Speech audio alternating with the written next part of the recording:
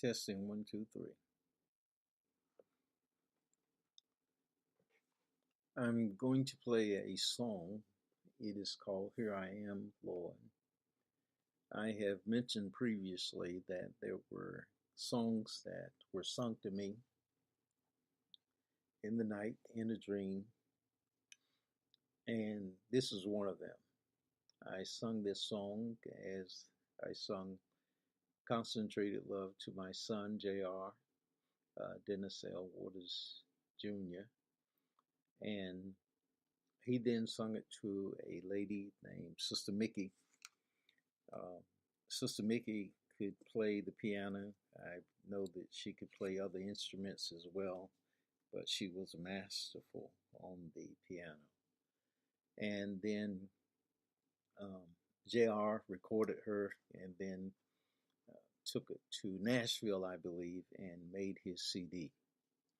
And so um, this is one of the songs that she did.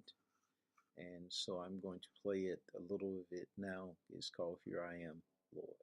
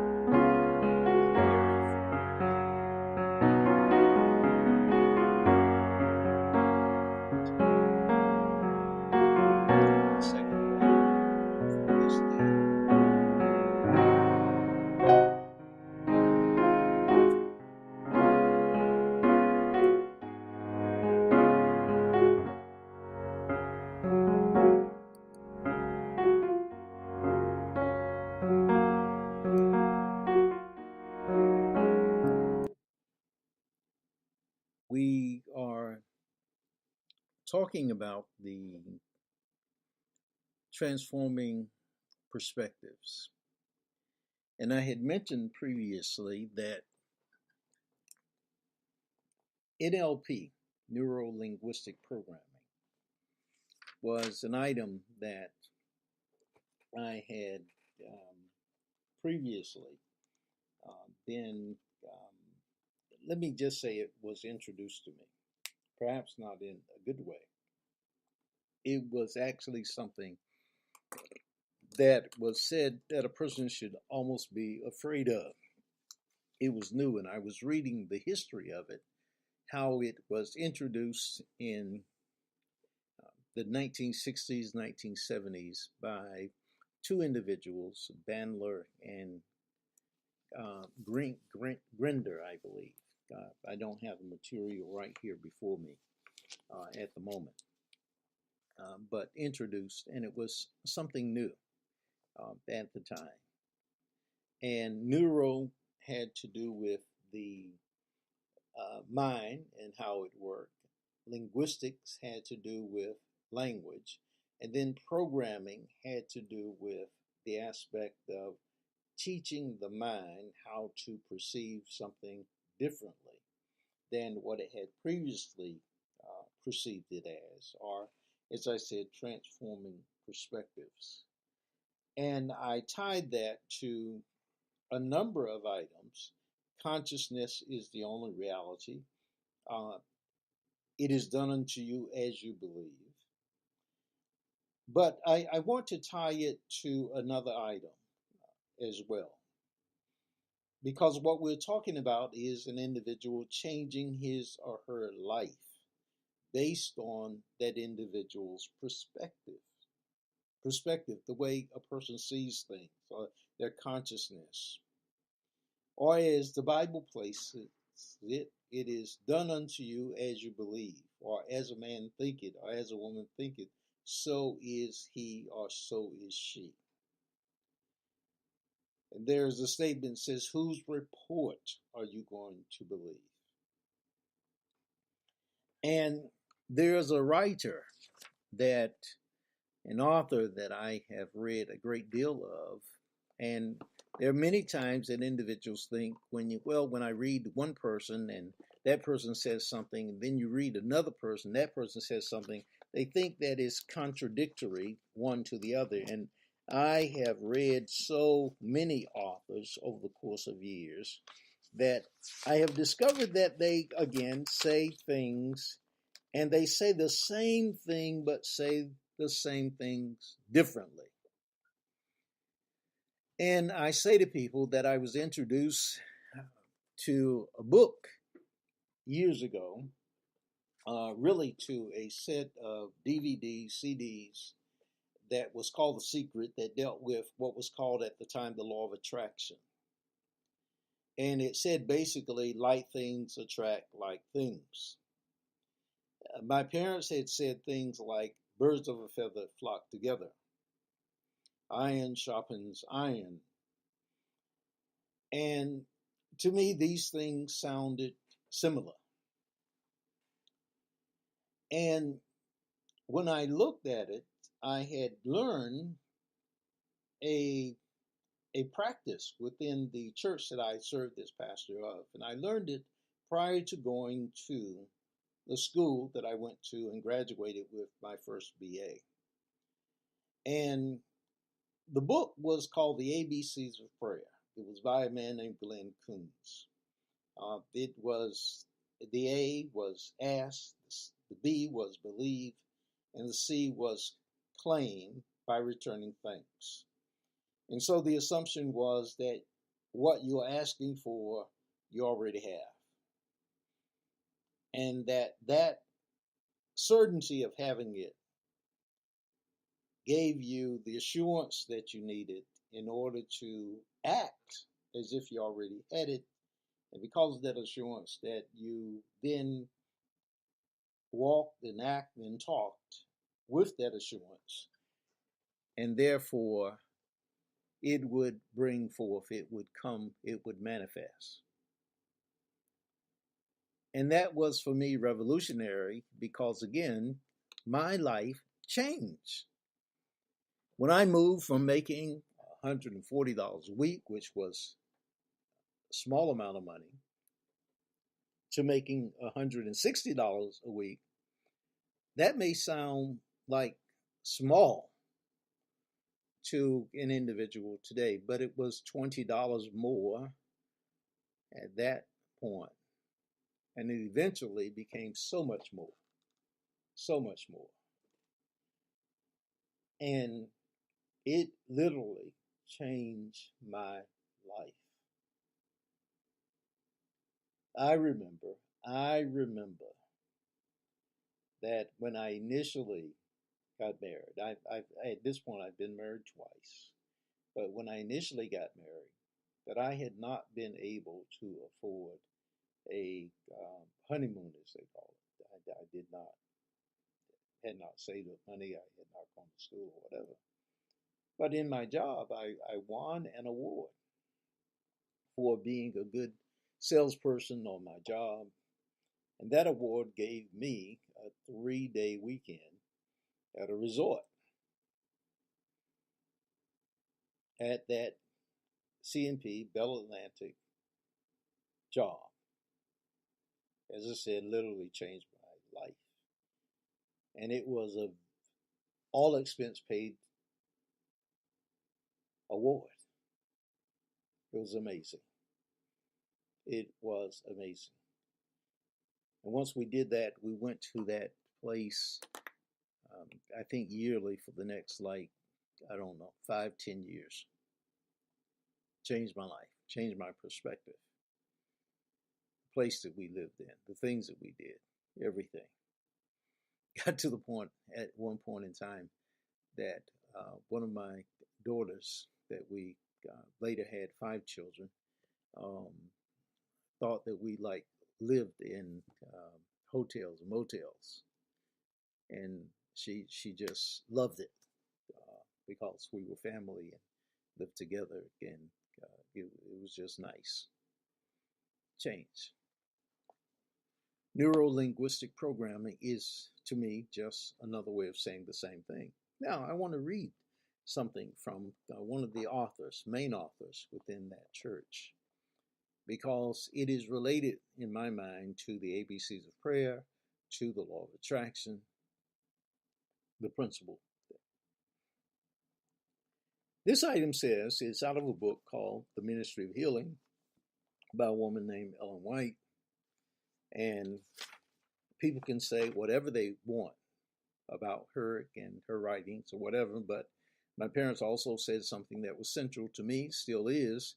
It says, eat the meat, throw away the bones. And if you cannot distinguish between one and the other, then you've got real problems, because of the aspect that there's always meat and bones. And it's not talking about eating only. It's not talking about that. There's good and bad in all of us. There's good and bad in life. There's the yin and the yang, between the tick and the tock. There's the up, the down. In a book called The 7 Habits of Highly Effective People, it said you pick up one end of the stick, you pick up the other. There's Dr. Jekyll, Mr. Hyde. There's the Incredible Hulk and Richard whatever his name was, Baxter, whatever his name was. There's Superman and Clark Kent, whoever it may be. And it just depends on where you focus at. Just depends. And so I think it's Carl Jung that talks about the shadow within an individual. And to understand that is vital. Is vital. Get away from the idea of just perfectionism, if you will.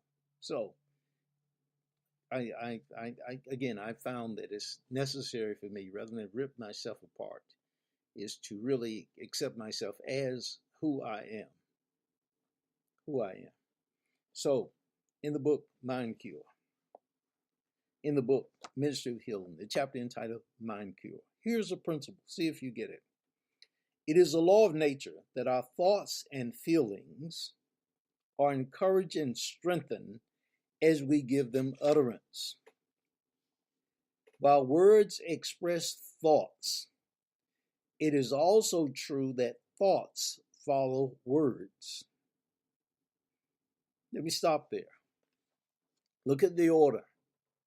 Words express thoughts. Which comes first according to that statement? It would be that thoughts come first.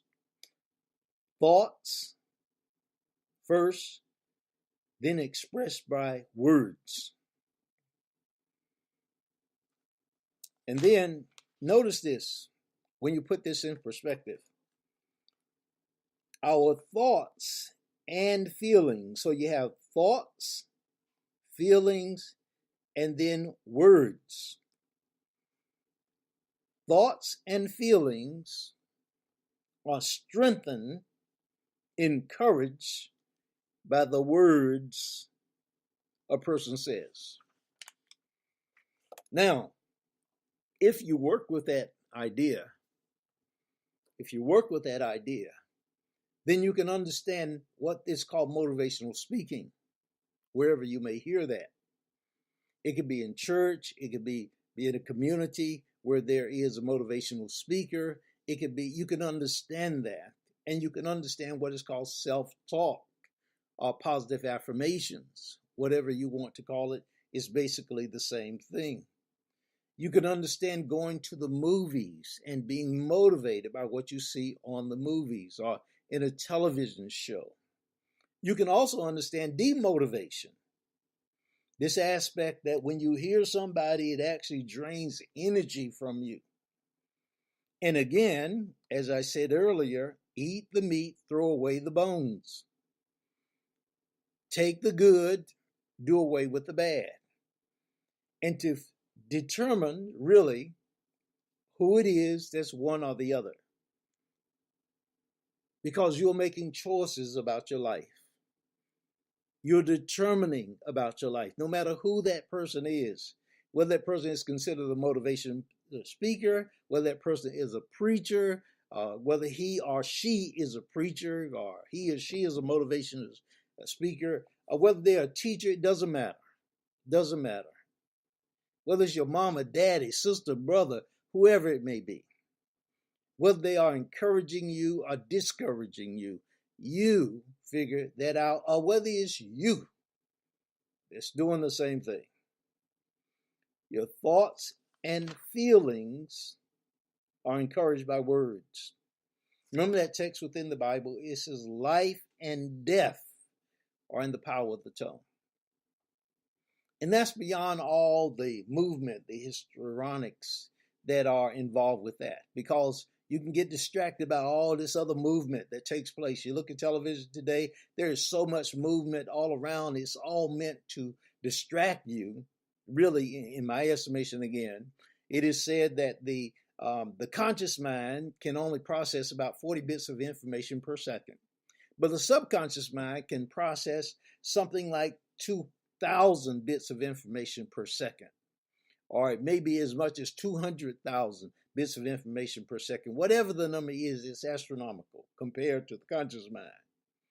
And what individuals are doing, the individuals who are working with the advertisement, the marketing, they are keeping your subconscious mind engaged. So there are things that are taking place all around you that are just moving, happening so fast in regard to what's going on with you, and you are not even aware of how you're being programmed.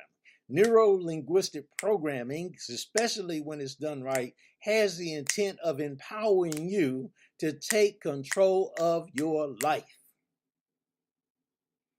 Because remember, it is a law of nature that our thoughts and our feelings are encouraged and strengthened as we give them utterance. As you keep hearing it, as you keep seeing it, as you keep processing it through your mind, both on a conscious and a subconscious level, primarily on a subconscious level, then it becomes stronger and stronger and stronger like a muscle. And out of that memory, out of that subconscious level, you are then creating your actions, your reactions. You are then creating your life. And you may call it fate, but it's not necessarily so. You may even call it fate, F-A-I-T-H, but it's not necessarily so in the sense that we have previously thought of it. And so the aspect is, you can take control of your life if you want a different life than what you have. You may call it that it's a matter of racism in the country, but it's not necessarily so. It's not necessarily so. You must be wise today with the technology today, with what is happening today. You may think it's a result of history today, but we've got so many choices today that we've never had before today. And yes, there is work involved today to bring about change today, but we can do it today. And that's what we're asking you today, to bring about change today, all over the world. All over the world. That's what this program is about. Really transforming perspectives all over the world. To me, it does not matter really who the president is, who the president was, or anything. It does not matter. It does not really matter who is against or for us, meaning any individual who is conscious and working together, whoever the one is, working together for a world that is harmonious with spirit. Because remember, at the top of the pyramid, there's just one. At the top, there's just God. And we are all God's children. We are all God's children. All God's children. And so the statement says, while words express thoughts, it is also true that thoughts follow words. In other words, you can reprogram your life. You can reprogram. Doesn't matter what your past has been. Doesn't matter what mama, daddy did or who mama, daddy was or any of this stuff. Does not matter. Doesn't matter what people have looked at the Bible and they've said that certain things are certain to happen. There have been enough things that individuals said without a doubt that they are going to happen. People have given dates in regard to when certain things were going to happen, and they didn't. It's been in the Bible that prophets of God, they were prophets of God. They had things that they said were going to happen that did happen. But there were other things that they said were going to happen, they didn't happen at all. Because when God gives a prophet a prophecy, there is really the opportunity for any prophecy to be modified by the actions of the human. Any prophecy. Over and over again. That's the whole thing in regard to the potter's house in the book of Jeremiah. I think it's the 18th chapter, whatever. The statement says that the individual was there. Jeremiah was told to go look at the potter. And Jeremiah was one of those prophets that he thought certain things were inevitable for the people of Israel. And he was trying to prevent them for Jerusalem from being destroyed. And God told him, said, go look at the potter. And what was going on at the potter? Well, the potter was down there. He was making the pot. And every time he'd get it to a certain level and it wasn't what he wanted, then he would just destroy it. He would just destroy it. And then it would start all back over. And God said, that's something to learn there. That's the way a life goes. You got to figure that out because that's a whole metaphysical item there, whole entire metaphysical item. And people may not like metaphysical or spiritual or whatever, but if you read, pay attention to Jewish individuals, just look at Star Trek and look at Leonard Nimoy when he talks about the whole aspect of worship within the synagogue and how it relates to Star Trek, all this kind of stuff. Just pay attention. Just wake up. Just be aware what takes place. Stop sticking the head in the sand. This is what we're talking about here. That's really what we're asking for, the benefit of everybody. Everybody working together. Everybody. It is a powerful thing for us to work together because we can transform perspective. And so with NLP, neuro-linguistic programming, is really the same thing as what the mind can conceive and believe it can achieve. The challenge is to get the mind to conceive it. We call that bringing about your 4D life. We asked an individual to work with that for us. We give them a model, a brochure where they can put down their thoughts in regard to what their ideal life would be. If it were ideal, if it were perfect, what would it be? What's your dream? We let them write that down. That we have this class that's called the Inner Journey of Self-Awareness to Become Your Beautiful, Handsome, Authentic Self. That's another way of saying your 4D life. Your 4D life is the life you desire. It is the life that you define. It is the life divinely intended for you. It is the life that's first of all lived on the fourth dimensional level. It's your 4D life. And you get that down on paper. You get that down. You make sure that you have defined it, that you understand what it is that you really want. What's the goal that you're moving toward? And it's not the life that someone else defines for you. It's not that. It's your life.